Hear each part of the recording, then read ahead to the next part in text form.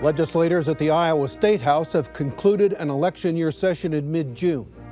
But after the legislative dust settled and bills become law in the new fiscal year, what is the impact for Iowans? We check in with House Democratic leader Todd Prichard on this edition of Iowa Press. Funding for Iowa Press was provided by Friends, the Iowa PBS Foundation, the Associated General Contractors of Iowa, the public's partner in building Iowa's highway, bridge, and municipal utility infrastructure.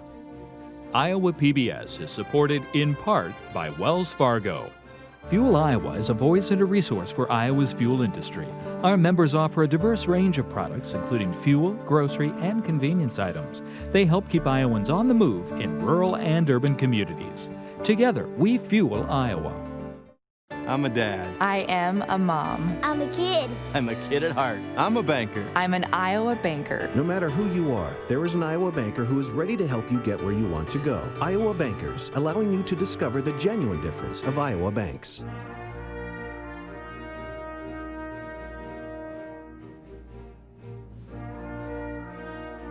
For decades, Iowa Press has brought you politicians and newsmakers from across Iowa and beyond, celebrating nearly 50 years of broadcast excellence on statewide Iowa PBS. This is the Friday, July 3 edition of Iowa Press. Here is David Yepsen. Rarely does an Iowa legislative session take a nearly 3-month hiatus before returning for a brief 2-week conclusion in June. But 2020 is not an ordinary year. After the Iowa legislature ended another session full of Republican control in the Senate, House, and Governor's office, we're joined by the leader of the Democratic minority in the Iowa House. Representative Todd Prichard of Charles City has served at the Iowa State House since the special election in 2013, and he joins us today at the Iowa Press table. Leader Prichard, thanks for being with us. We appreciate you doing this. It's always a pleasure to be here. And just so our viewers know, we are, to accommodate the holiday, we are taping this show on Thursday the 2nd. Thank you. Also joining the conversation across the table is Erin Murphy, Des Moines Bureau Chief for Lee Enterprises, and Kay Henderson, News Director for Radio Iowa. Representative Prichard, this past week the Legislative Council had a debate that was sort of a reprise from what happened during the legislative session about the Secretary of State sending absentee ballot request forms to every voter for the June primary. Republicans made the argument that it's duplicative, that other campaigns and that county auditors will be doing this for the general election, and this is a way to save money to have that mailing not go statewide. What's your argument against that? Well, you know, the Secretary of State is the head election official for the state of Iowa, and what he did for the June 2nd primary was to do just that. He sent out absentee ballot request forms to every voter in Iowa. And we had a record election. We had a record turnout. And that's healthy. That's what we want. Particularly with the pandemic, we want people to be able to vote safely. Absentee ballots are a safe way to vote. They're a good way to vote. Iowans are used to them. And that's a tool that I think the head election officer ought to have. There might be some duplicity, but at the same time, I mean, there can be coordination too. And that's what the Secretary of State does with his county auditors and works together. And so I think from my standpoint and from the Democratic view is taking that tool away from the Secretary of State isn't helping us have a full participatory election in November and making it easier to vote in a safe way in this pandemic. So. The other argument Republicans made about absentee ballots, and they made a law change, was that county auditors are to contact a voter if there's an error on the absentee ballot request form to ensure that the right person is getting the ballot. What's your argument against that? Well, I mean, there's definitely no argument against the county auditor having the best and accurate information on the request form and on the ballot. The argument for this particular piece of legislation, which passed in a partisan manner on the last day of session, was that it hamstrings the county auditors as to the tools they can use to complete the ballot form and identify the voter. They can't use their iVoter database to really do their job, and it makes no sense. And the example I used on the floor in floor debate was, you know, it's like telling a librarian you can't use your card catalog to find a book. It just makes no sense. Well, Representative, what about the argument that I read Pat Reinard from Iowa Starting Line made this point in his column?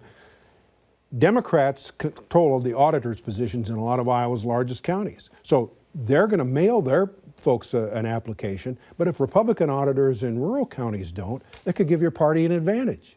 Well, I mean, we don't want any one particular party to have an advantage in participating in the election, right? And I think that point that you just make and that Pat Reinard makes it speaks in favor of letting the Secretary of State send out ballots to everyone. We know campaigns and some county auditors are going to try to do that, but I think in a lot of ways there would have been a leveling effect if we had the Secretary of State doing that as well. Representative Prichard, the governor is considering and constructing an executive order to restore voting rights for convicted felons who complete their sentences. That's something your party has supported and pushed for as well. You have asked the governor to get that done sooner than later. I think you set the goal of the July 4th holiday weekend, which we're now in, and we haven't seen that yet. Why is the rush on that? The election isn't until November. You can't even request an absentee ballot yet. Why the hurry from your perspective? Well, I don't know that there's so much, an issue for hurry, but it's a fairness issue. It's a voting right issue. I think, as a matter of principle, if somebody has paid their debt to society, let them vote. Let them have a voice and participate in democracy. I don't know why we would wait. I don't really know why this hasn't been done already. I mean, other governors have done this. This should not be something that we have to wait on. And I think, philosophically, a big reason why I'm supportive of this is, I come at this as a lawyer who's worked on both sides in prosecution and in defense work. And you want people to be reformed. You want people to, recover and integrate back into society and be a functioning, contributing member of society. Well, that voting, that access to the ballot box is buy-in for that person. So I think this is something that's overdue and needs to be done. I'd like to see it done by the 4th. I want to see it done. Part of the reason we may be waiting is the governor has said she's open to including some measure of restitution in this executive order requiring that when people come out they have fines or fees paid to whatever degree that may look like. We don't know yet. People get a little bit nervous about that. What's your feeling on the inclusion of restitution in this executive order? I think the danger with restitution is it can become a poll tax. And then people who have served their sentence, they've done their probation, they've done any jail or prison time or something like that, but then they simply can't afford to pay their fines or something like that. Well then, in my mind, that smacks of being a poll tax, and that's not what this is about. And so I think that when somebody successfully completes their sentence, they do if there's a term of jail or incarceration or something like that, and then they successfully complete probation, let them rejoin society and become a contributing member of society and enjoy the right of voting as a citizen again. Is there a political advantage to this one way or the other when these people who currently have to go through the process now, if they're automatically added to the voter registration rolls? I think there may be. I'm not, if there is, I'm not aware of that or what it is. But I think the overriding issue here is just it's a fundamental right to be able to vote, and I think we have a societal interest in bringing people into the voting population and participating in government. So you think it helps Democrats to empower these felons? Honestly, I don't know if it would or wouldn't, and I really don't think that's the issue. I mean, I've heard the argument that it would, but to me, that's not the issue. That's not the question. I understand that, but and that may explain some of the Republican heartburn about this if they're empowering a whole bunch of new Democratic voters. Yeah, and that may very well be the issue. In the closing hours of the 2020 session, Republicans passed a 24-hour waiting period for abortions. As an attorney, how do you think this court fight is going to turn out? Well, I think, there's been some change in the makeup of the Iowa Supreme Court, and as you probably know, there's been a stay on that law. I don't think it will stand up to the test of current precedent as to abortion and things like that. I really look at this as a partisan vote. but you know, the advocates want to have a test case. To me, this is a violation of a woman's right to control and make her own health care decisions for herself. I and members of the state legislature shouldn't be at the table for that. This is a woman's choice. The makeup of the courts has been a key issue for Republican voters. Why has it never been so for Democrats? I guess the makeup of who sits on the court. Right. You know, I would say, you know, we had this fight a year ago with how we do judicial nominations. And speaking as a Democrat, I mean, this is a separate, independent branch of government. We need people to serve on the courts based on merit, not on necessarily any political ideology or partisanship reason. So, I mean, I'm going to fall on, I want a judge who's good at their job.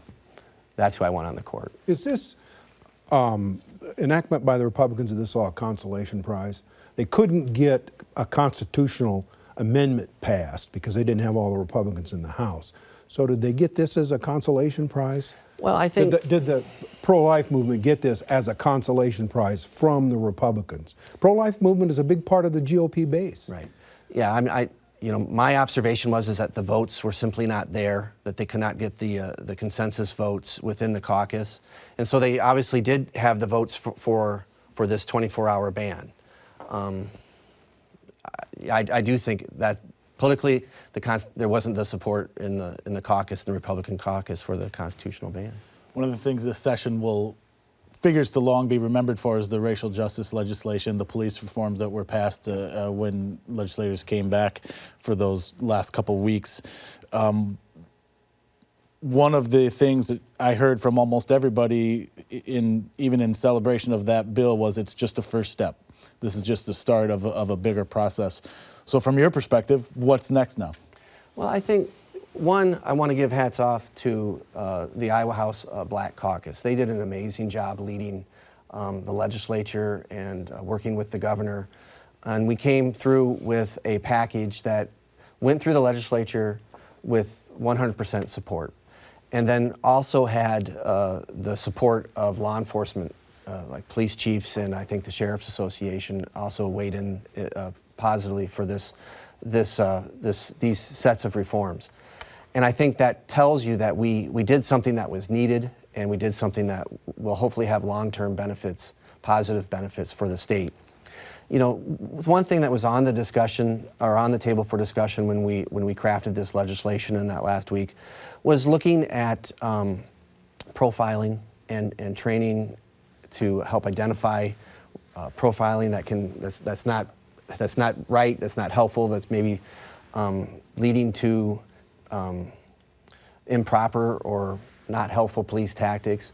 And you know, I'm glad to see that the Lieutenant Governor Adam Gregg is still working with groups in this area to study and deal with racial profiling and those types of things. And so I think we have some work to go in that area, and some ideas that we need to try to find consensus on. So hopefully that is the next step, because this cannot be the last step in racial justice. Is there anything beyond just, because police reform is just a part of the overall picture here, that when you talk to leaders in the black community, there are all kinds of structural changes that need to be made, whether it's in education or the economy. What else can state legislators do here? Well, I mean, there's a lot that we should be doing, and there's a lot that we must do in my mind. I mean, you look at criminal justice reform, you know, 3% of the population, but then the incarceration rates for young black men, it's just, there's something that doesn't add up, right? And there's got to be a hard look at how we are penalizing nonviolent crime in this state, and make that a priority. And then you look at unemployment rates, right? I mean, one of our biggest pieces of positive policy legislation as Democrats is to advance job opportunities for all people. And this, I think, means job training opportunities, and target certain communities that have historically high unemployment rates, like the African American community. I mean, we have got to address these issues, and I think what this movement that we're seeing right now is really about us living up to our values of equality for all Americans, and It happens in the schools, it happens in the economy, and it needs to happen in the criminal justice area as well. Before the pandemic, Republican Governor Kim Reynolds was pushing for increasing the sales tax for a penny and using the money for a variety of projects, notably water quality That and seems like a lifetime ago. mental health, doesn't it, though? Yeah. Will Democrats on the campaign trail in the fall argue for raising the full penny and using that money for water quality and mental health? You know, I think a lot of Democrats are kind of all over the board on that. What we were happy to see that the governor brought that proposal forward, because we know as Democrats that we need to fund water quality and environmental issues across the state, right?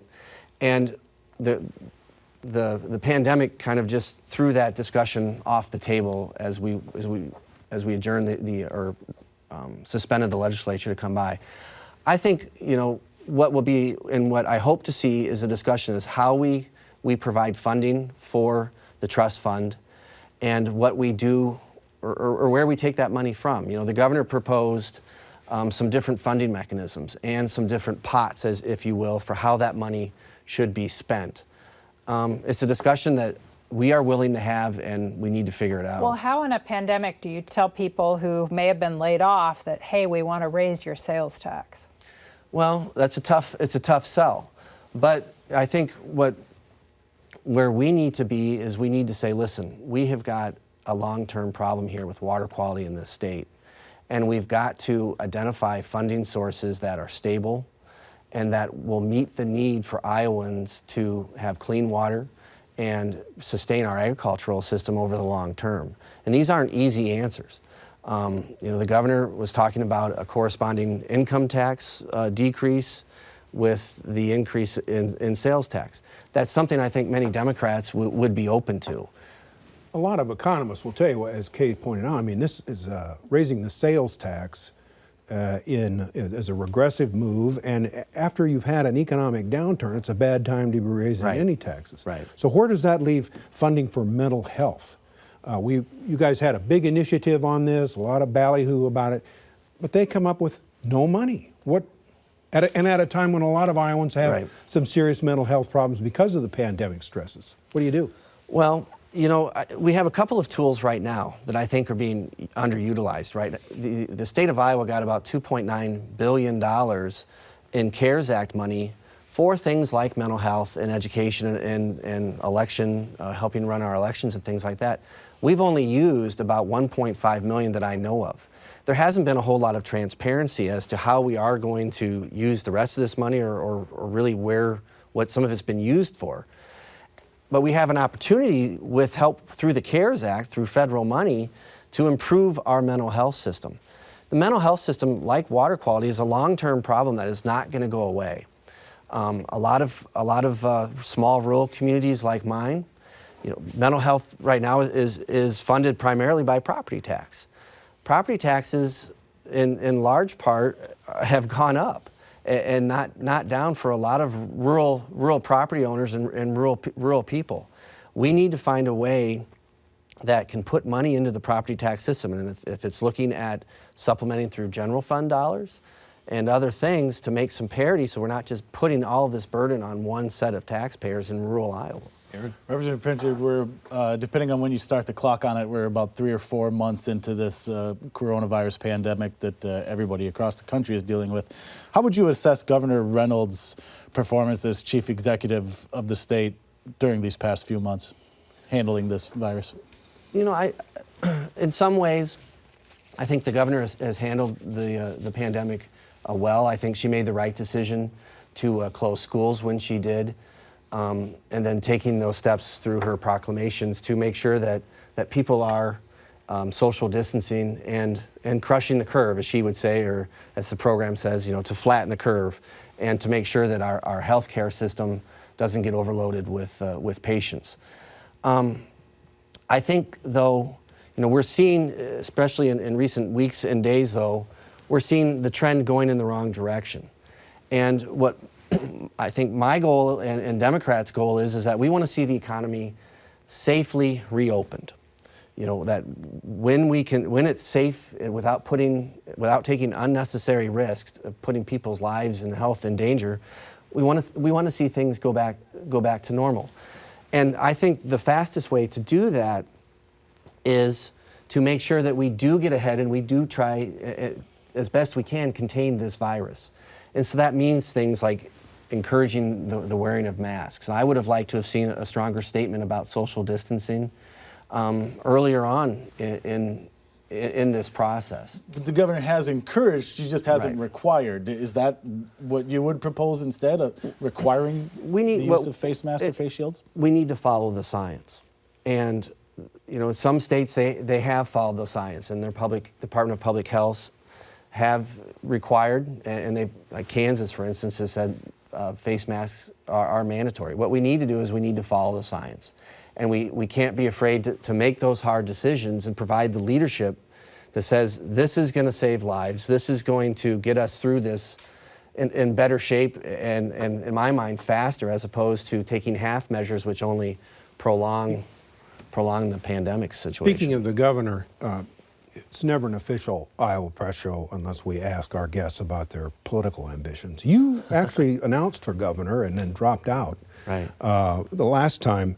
What about again? Campaign coming up in 2022? Yeah, this is 2020, and I've as the caucus leader, it's my job to get us into the majority in the Iowa House, and so I am 100% focused on November of this year. I think Democrats are positioned very well to take majority in the House, and that's where my efforts are. So you clearly are leaving the door open for 2022. You never say no, but I'm not focused on 2022 at all. Okay.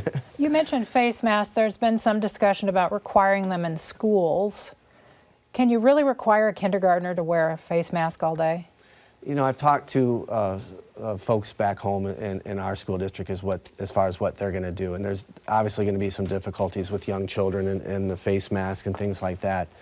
And the governor put out guidance that was clearly not recommending a face mask from the Department of Education's guidance that came out last week. And so we've got a critical event coming up when we go back to school and we try to open our schools. And what we need to make sure is that we are putting student and staff and faculty safety as the utmost priority, so we're keeping children safe as we return to the school year. And I think we can do that. I think we can find that balance between learning and keeping the children safe. We've got just a couple minutes left. Why did you vote against the bill that gave liability protection to businesses who are worried about reopening? Yeah, that bill, in my mind, as a small town business owner, I'm trying to do the right thing. I'm trying to protect my clients. I'm trying to protect my customers and my staff. And that bill simply just did not hold people, those companies, some of which are out of state, which could be very bad actors and lead to very bad consequences, not give any tools to hold those types of actors accountable. And to me, that was just not the right direction to go. Erin? Another issue facing the schools is the possibility of having to continue online learning to whatever degree they may this fall, and that brings internet access into the equation. What's your understanding of the current situation with ensuring that all students are able to use online learning? So in my district, we've got some local internet providers that have provided free internet access, and that's wonderful, and that's really facilitated learning in some of these rural districts. I think what we've learned in this pandemic is we've learned in a lot of ways what's important, right?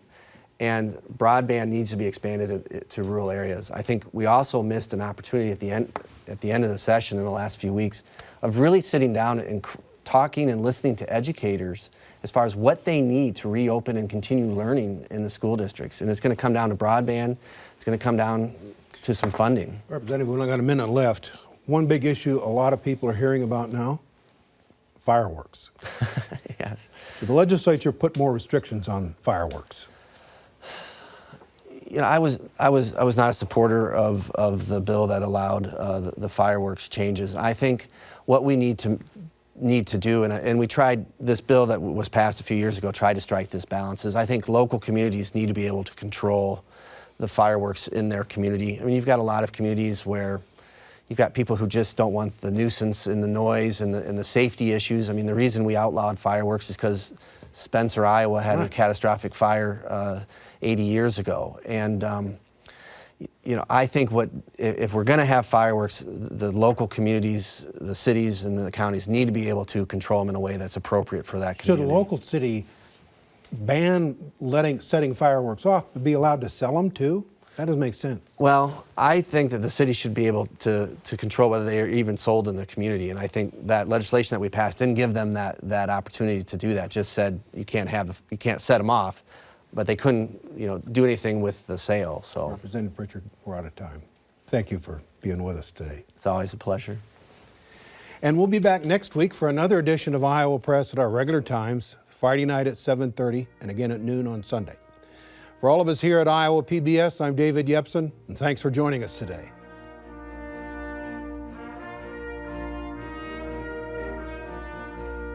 Funding for Iowa Press was provided by Friends, the Iowa PBS Foundation, the Associated General Contractors of Iowa, the public's partner in building Iowa's highway, bridge, and municipal utility infrastructure. Iowa PBS is supported in part by Wells Fargo. FUELIowa is a voice and a resource for Iowa's fuel industry. Our members offer a diverse range of products, including fuel, grocery, and convenience items. They help keep Iowans on the move in rural and urban communities. Together, we fuel Iowa. I'm a dad. I am a mom. I'm a kid. I'm a kid at heart. I'm a banker. I'm an Iowa banker. No matter who you are, there is an Iowa banker who is ready to help you get where you want to go. Iowa Bankers, allowing you to discover the genuine difference of Iowa banks.